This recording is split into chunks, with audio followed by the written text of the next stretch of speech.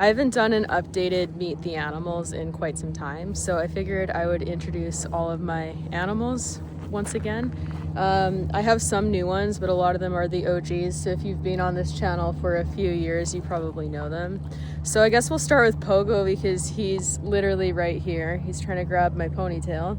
Pogo is an 8-year-old thoroughbred gelding. He trained at the track but didn't race. He's my mom's horse. He's just a companion horse and a pasture pet because he has terrible kissing spine with some of the vertebrae overlapping.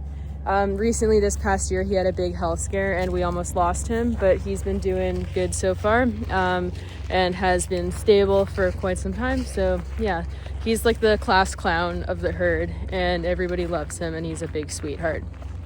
And then we have Miss Mesa. She is about 6 or 7 years old now.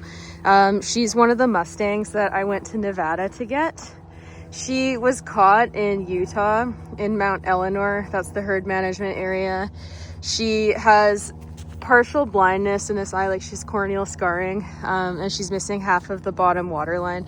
Not sure what happened to her, but she was definitely the more nervous and cautious of the two.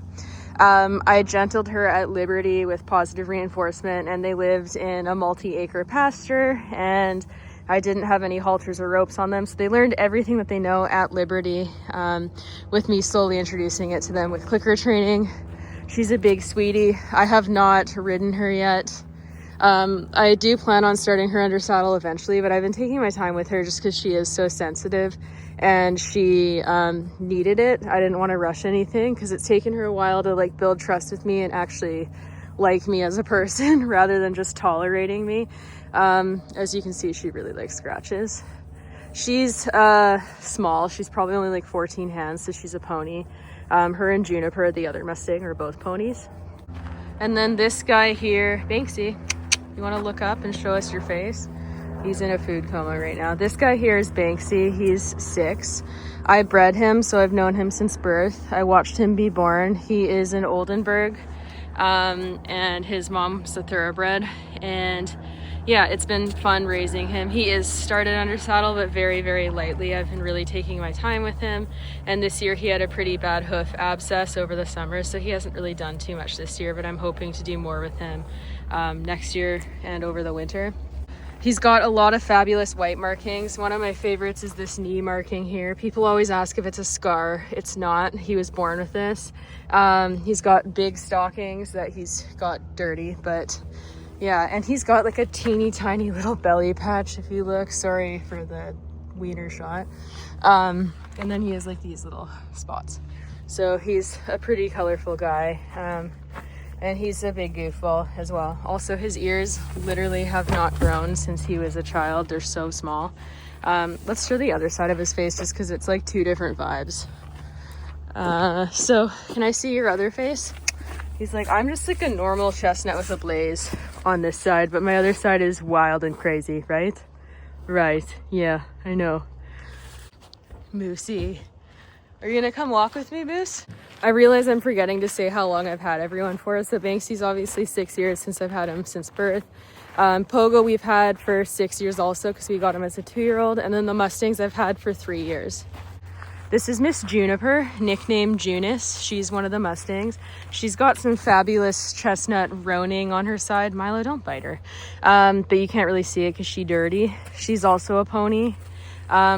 She's a big sweetie pie. I've sat on her. I've been starting her under saddle at Liberty. Everyone's so filthy right now because they love rolling in the mud. And yeah, I also gentled her at Liberty, so it's a very similar story to Mesa. She clearly rolled in the mud and she's messed up her hair. She's got a beautiful long mane. It looks like trash right now. You have big bed head. Her marking looks like an upside down exclamation point. And yeah, she's a really cool little horse. I think she's gonna make a fabulous trail horse one day. But I've also been taking my time with her. We've done a tiny bit of trot under saddle. I haven't ridden her with a bridle yet. We've been doing it all bridleless, so that's been pretty fun and cool. And this is the OG. This is Milo. I've had him for 11 years. He's 13 this year. I got him from the SPCA and he was just 2 years old. And He taught me like so much. He's taught me the most of all horses, and he's like the biggest influence behind me changing my training practices and getting more welfare minded and getting into rewards based training, because he was a handful and he said a hard no to things when I tried to use the methods that I was taught at a young age and bully him into stuff. He was like, "Nuh-uh, you're not going to do that." So he forced me to learn how to do things a little differently, and he's taught me an awful lot because he really communicates his feelings. He's so much fun. I've done like the most bridleless riding ever on him. I've taken him bridleless on trails, and he's just great. So he's the OG. He's the namesake of the business too. The reason why it's called Milestone Equestrian is because of Milo, and he's just the best. Also, he's about 16 two hands. Junis, as stated before, is just a little pony. She has got the best hair out of everyone in the herd. Her hair is so long. And yeah, boop. We got one more horse to go, but Harlow doesn't actually live with this herd because she lives with my landlord's herd because she gets along with them really well and keeps their herd dynamic in check. So she's been living with them on a different track system. My horses have their own track system, and then she's on the track system with all of my landlord's horses. That's the kids again, Banksy and Moosey, Bonks. Oh yeah, I guess I could take you with me. Oh, also, I'm like all over the place and I have not been saying everyone's breed. So Milo, we don't really know for sure what his breed is because he's an SPCA rescue and was like an oopsie baby. Also, this is Banksy behind me, not Milo, so for any confusion. But we think he's some type of thoroughbred cross. So yeah. Doesn't really matter though, he's just a good boy regardless, right? Last but not least is Harlow. She's an 11-year-old off-the-track thoroughbred. She ran 38 races. I got her 5 years ago now as a 6-year-old. She degloved her ear a few years ago. My Banksy stopped pushing me. So you can see that the tip is kind of funny like that, because that's how it healed. She's a really good girl. She's just been chilling a lot because I haven't been riding as much lately. I've been too overwhelmed and busy with stuff, but she's a sweetie pie. She's about 16 two hands. She's eating the blackberry bush right now. And she's a huge sweetie. She was really difficult when I first got her and had a lot of anxiety. And initially I wasn't planning on keeping her. She was like a training and resale project, but then I fell in love with her because as she settled, she was just a completely different horse. So she taught me a lot about working with anxiety too, because it took some time to kind of unwind the intense anxiety she had from racing, and it taught me a lot. I joke that Banksy's a Nepo baby because he's literally never had like any struggles in his entire life, and the rest of my horses have had trauma, so he's like the only one who's just like had the most stable life like the whole time. So I call him the Nepo baby. He thinks the world revolves around him. Oh, horses are running up to us. This is Scout. She's one of the house OGs. I've had her for 10 years, so she's 10 this year. I got her from the SPCA as a kitten, and she's been through a lot with me. She's been my emotional for some of the roughest times in my life. So she's a real one, and she loves cuddling. She just doesn't really like being picked up. So this is Scout. She has her own last name. Her last name's LaRue. So Scout LaRue, guys. Call her by her full government name. She's cute. Every time I like look at her longer, I just notice more things about her color, and she's just so sweet. So she's one of the 4 cats in the house.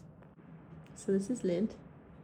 I found him in a bush, and he was emaciated and had open wounds and a whole colony of fleas all over his body. As you can see, he's very healthy, and he's just a big silly boy. I don't know if anyone here believes in like manifestation or like the universe sending you signs and whatnot, but I do believe he was sent to me to be a friend for Mr. Queso here, because Queso is only a year old. His last name is Dip, so Queso Dip. I got him from a farm, and he is a playful little chaotic guy, and he's needed a buddy to be chaotic with him. So that's where, I don't know where Lint went, but that's, oh, he's right there. Oh my god. That's where Lint comes in. Literally just jump scared me, but yeah, Lint is here to be Case's little friend. Lint we've had the least amount of time because Lint came in like a month and a half ago or so. Oh, you're gonna fall. And yeah, we didn't necessarily plan to have 4 cats, but he's awesome. So Queso's actually the only animal in the house that I've brought into the house that's not from a rescue. He just came from a farm. Fun fact, Queso was me positively reinforcing myself for breaking up with a shitty boyfriend. So he was my prize to myself because I clicker trained myself. And anyways, Queso's my best little buddy. He's hilarious. He's got so much personality, and I'm so glad that he's here. We have Miss Phoebe. She's 7. I've had her for 7 years. I got her from a dog rescue called Flirting with Fido, and she came from Saskatchewan. She was a puppy, and she was a stray, and then they just like help source and rehome them. She's like a healer mutt, just a poop mix of all the breeds. And yeah, she's taught me a lot because she's not the easiest dog, because healers are like raccoons in little dog bodies, let me tell you. They're like a Wolverine, raccoon, Tasmanian devil hybrid. So anyways, that's her. She has hip dysplasia and she got TPLO surgery on one of her knees. So she got problems, and yeah, she's been doing really well though. She's hiking now, and she's like 2 years since her surgery, and she's killing it. But yeah, her body do be leaving something to be desired. There's something about cats running. It sounds like cartoons running, you know, like when they do like the running in mid-air sound effect. Yeah. What are you doing? Why are you running? Why are you running? Why are you so cute? You're literally the cutest guy. Oh my gosh. And then this is Gremlin. He a thick boy. He's my boyfriend's cat who recently moved in like mid-September. He's currently separate from everyone because he has a UTI and he's getting special food. I think he's like 4. And yeah, he thick. He's been working out by jumping up on all the high shelves that we have for the cats. And yeah, settling in. Okay, wow. You want ears. Yeah, and he's nice. Yeah. So that's all the animals now. Anyways, it's never a dull moment with all these guys. I love them and they the best. And yeah, we have lots of cats now. We'll do another video showing all the cats' cool hangout areas that I've worked so hard on lately. He's like, please let me in there. I starve. I have a hunger that cannot be satiated.